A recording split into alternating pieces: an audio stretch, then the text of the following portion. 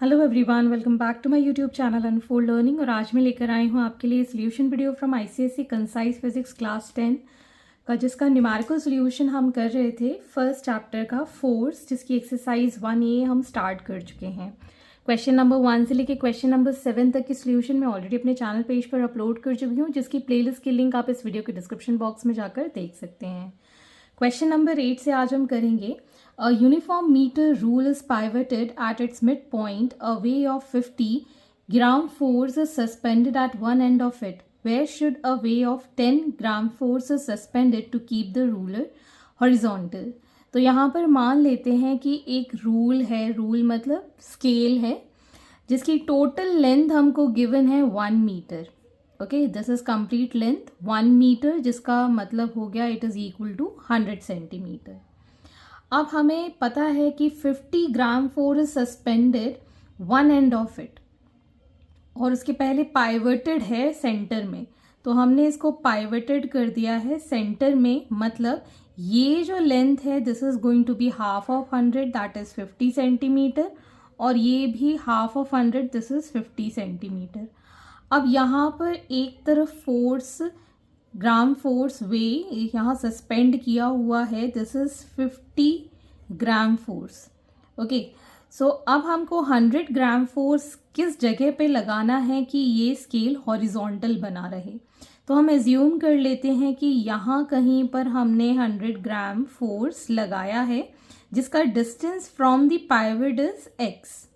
Okay, तो अब हम यहाँ पर इक्विलिब्रियम का फॉर्मूला रूल यूज़ करेंगे, that is the clockwise moment of force is equal to anti clockwise moment of force. अब यहाँ पर आप देख सकते हैं, यहाँ फोर्स इस तरीके से लग रहा है तो ये इस डायरेक्शन में मूव करेगा, और ये फोर्स इस डायरेक्शन में लग रहा है तो ये इस तरीके से मूव करेगा। तो इक्विलिब्रियम रूल के according moment of force anti clockwise is equal to moment of force clockwise। Okay, तो यहाँ पर आप देख सकते हैं परपेंडिकुलर डिस्टेंस 50 सेंटीमीटर है और 50 ग्राम फोर्स इसमें लग रहा है। सो 50 इंटू 50 इज इक्वल टू, यहाँ हमने x डिस्टेंस लिया है और 100 ग्राम फोर्स है, सो x की वैल्यू आ जाएगी 50 into 50 divided by 100, that is equal to x। So ये जीरो से ये zero cancel, which is equal to 25 centimetre as the answer. Question number 9, a uniform metre rule balances horizontally on a knife edge placed at 58 centimeter mark when a way of 20 gf is suspended from one end. Draw diagram of the arrangement. What is the weight of rule? तो मान लीजिए ये हमारा metre rule है, this is complete 100 centimetre. Okay, तो यहाँ पर मतलब 1 मीटर रूल है which is equal to 100 centimetre. अब ये नाइफ पे एज किया हुआ है, मतलब सेंटर में नहीं पाइवटेड है, it is kept on the knife which is at 58 centimetre. Okay, और एक एंड पर 20 GF सस्पेंड किया हुआ है यहाँ कहीं पर, this is 20 GF gram force on the other and. और ये जो रूल है, वेट ऑफ द रूल बताना है, तो हमेशा सेंटर ऑफ ग्रेविटी के अकॉर्डिंग कोई भी लीनियर चीज़ होती है तो उसका सेंटर से ही इसका वेट फाइंड करते हैं। तो मतलब इस रूल का जो सेंटर होगा विच इज़ एट 50 सेंटीमीटर, यहाँ से इसका वे रूल का जाएगा नीचे, तो वेट ऑफ द रूल हम मान लेते हैं W। ओके, तो यहाँ पर हम लिख लेते हैं let the weight of rule be W gram force. Okay, तो अब हम यहाँ देखेंगे इतना डिस्टेंस यहाँ से लेके यहाँ तक, ये 50 है और ये 58 पे इसको नाइफ पर रखा गया है, so this is going to be 8 centimetre. और यहाँ पर ये हो जाएगा 100 में से 58 माइनस कर देंगे, so this is going to be 42 centimetre. Okay, तो दोनों का हमने डिस्टेंस फाइंड कर दिया है। अब हम यहाँ पे principle of moment of state लगाएंगे, that is the anti clockwise movement is equal to clockwise movement. Okay, तो अब हमारे पास है W multiplied by 8 centimetre and 20 multiplied by 42 centimetre. तो यहाँ से हम W फाइंड कर सकते हैं. 20 मल्टीप्लाइड बाय 40 डिवाइडेड बाय 8. तो यहाँ पर ये कैंसिल हो जाएगा. 4 2s 4 5s 2 2s 2 1s. So it is 105 gram force, that is the weight of the rule. Question number 10. The diagram shows a uniform bar supported at a middle point O. A weight of 40 gram force is placed at a distance of 40 centimeter to the left of the point O. How can you balance the bar with a weight of 80 gram force? तो यहाँ पर हमको 80 gram force किसी भी side में, मतलब इस side में रखना है किसी भी प्लेस पर कि ये बैलेंस हो जाए. तो वही प्रिंसिपल ऑफ मोमेंट और लगाएंगे यहाँ पर. That is the anti clockwise moment is equal to clockwise moment. Okay, तो यहाँ पर तो हमको पोजीशन पता है. 40 ग्राम फोर्स है जो कि प्लेस किया गया है एट 40 सेंटीमीटर. अब हमको 80 ग्राम फोर्स प्लेस करना है. मान लेते हैं डिस्टेंस हमारा d है. तो यहाँ से हम निकाल सकते हैं 40 into 40 divided by 80 is equal to d. तो ये कैंसिल हो गया 2 times. This is cancel 20 times. So d की वैल्यू आ गई है हमारे पास 20 centimetre is a distance where the weight of 80 gram force is to be kept. Question number 11. Figure shows a uniform meter rule placed at a fulcrum at its midpoint O and having a weight of 40 gram force at 10 centimeter mark and a weight of 20 gram force at the 90 centimeter mark. Is the meter rule in equilibrium? If not, how will the rule turn? How can the rule be brought in equilibrium by using an additional weight of 40 gram force? तो सबसे पहले हमें ये बताना है कि ये equilibrium में है कि नहीं. और इक्विलिब्रियम की कंडीशन मैं पहले भी बता चुकी हूँ that anti clockwise movement is equal to the clockwise movement. अब यहाँ पर आप देख सकते हैं 40 ग्राम फोर्स इसको इस साइड मूव कराएगा, मतलब एंटी क्लॉकवाइज डायरेक्शन में, और ये वाला फोर्स इसको इस साइड मूव कराएगा, मतलब इन क्लॉकवाइज डायरेक्शन. तो हम पहले यहाँ पर फाइंड कर देते हैं anti clockwise movement. Anti clockwise movement होगा force into the distance. Force is 40 gf and perpendicular distance will be 50 और ये 10 पे रखा है so -10. So 40 into 40 that is equal to 1600 gram force और ये सेंटीमीटर में है. अब हम निकालेंगे clockwise movement. So clockwise movement में भी हम देखेंगे यहाँ पर है 20 ग्राम फोर्स जिसको हम परपेंडिकुलर डिस्टेंस ले लेंगे 90 minus 50 that is 20 multiplied by 40 that is 800 gram force centimetre.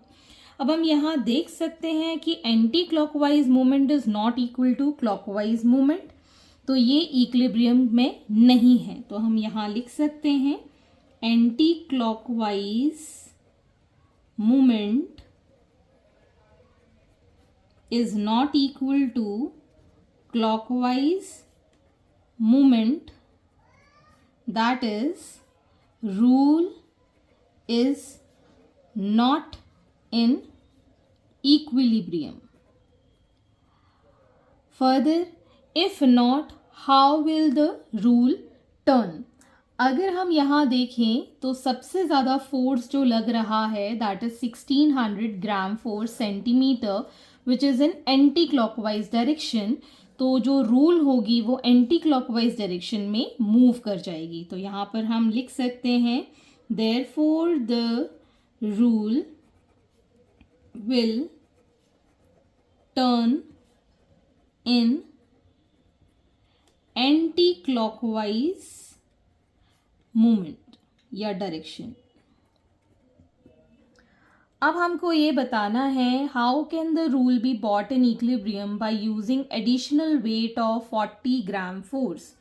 तो हमें एडिशनल वेट 40 ग्राम फोर्स का किस साइड और किस तरीके से प्लेस करना है कि ये इक्विलिब्रियम में आ जाए। तो सबसे पहले हम यहाँ देखेंगे जो हमारा फोर्स ज़्यादा है वो 1600 का है और ये एंटी क्लॉकवाइज लग रहा है। हमें अगर इसको बैलेंस करना है तो इस साइड हमें कहीं ये 40 ग्राम फोर्स एडजस्ट करना होगा इन दी क्लॉकवाइज डायरेक्शन, तो कि इसके साथ ये बैलेंस हो जाए। So here we are going to write the to balance the rule 40 gram force is to be added to clockwise movement at distance d। Okay, तो अब हम यहाँ पे लिख सकते हैं that anti clockwise movement is equal to clockwise movement। Anti clockwise तो total हमको 1600 kilogram gram force centimetre given है और क्लॉकवाइज में एक तो हमारे पास है 800 ग्राम फोर्स सेंटीमीटर और इसी साइड हम 40 ग्राम फोर्स को डिस्टेंस डी पर रख देंगे। Okay, so this becomes 1600 is equal to 800 plus 40d। Okay, so 1600 से माइनस करा हमने 800 which is equal to 40d। This is 800 is equal to 40d। So d will be equal to 800 divided by 40। ये cancel हो जाएगा 20 times, तो मतलब ये हम रखेंगे 20 सेंटीमीटर पे, मतलब 50 से इसका डिस्टेंस 20 होना चाहिए, that is at 70 centimetre. Okay, तो यहाँ पर हम लिख सकते हैं therefore the additional weight 40 GF is to be placed at 70 centimeter mark. Okay, next is question number 12. A boy weighing 20 kilogram force sit on one end of 4 meter long seesaw. It gets depressed at its end. How can it be brought to the horizontal position by a man weighing 40 kilogram force? तो मान लीजिए यहाँ पर एक हम ये सी saw जैसा बना देते हैं। This is a seesaw, this is pivoted at the centre और ये टोटल जो लेंथ है इसकी दिस इज 4 मीटर। इसको पाइवट करेंगे सेंटर से तो ये जो डिस्टेंस हो जाएगा this is going to be 2 metre and this is also going to be 2 metre. अब यहाँ पर किसी ने एक फोर्स लगाया है बैठ के, दैट इज 20 किलोग्राम फोर्स। तो अब हमें दूसरी साइड पर बैलेंस करना है 40 किलोग्राम फोर्स कि वो हॉरिजॉन्टल हो जाए।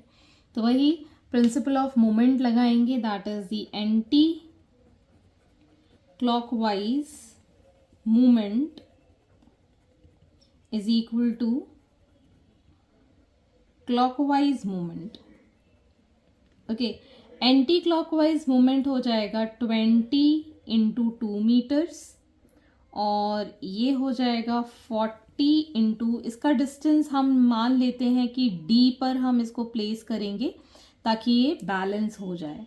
तो डिस्टेंस हमने D ले लिया है, so D is equal to 20 into 2 divided by 40। ये कैंसिल आउट हो गया, सो 1 आ गया। सो 1 मीटर पर हम ये 40 किलोग्राम फोर्स अप्लाई करेंगे ताकि ये हॉरिजॉन्टल पोजीशन में आ जाए। So hence these are the solutions and I hope आपको मेरे सॉल्यूशन वीडियो ज़रूर पसंद आ रहे होंगे। अगर आपको कोई भी डाउट या क्वेरी है तो आप मेरे चैनल के कमेंट सेक्शन में कमेंट करके या फिर मेरे टेलीग्राम ग्रुप जिसकी लिंक मैंने डिस्क्रिप्शन बॉक्स में मेंशन की है वहाँ से आप मुझसे कनेक्ट कर सकते हैं, अपने डाउट्स एंड क्वेरीज पूछ सकते हैं। At last please do share my videos with your family and friends and don't forget to subscribe my channel. Thank you for watching.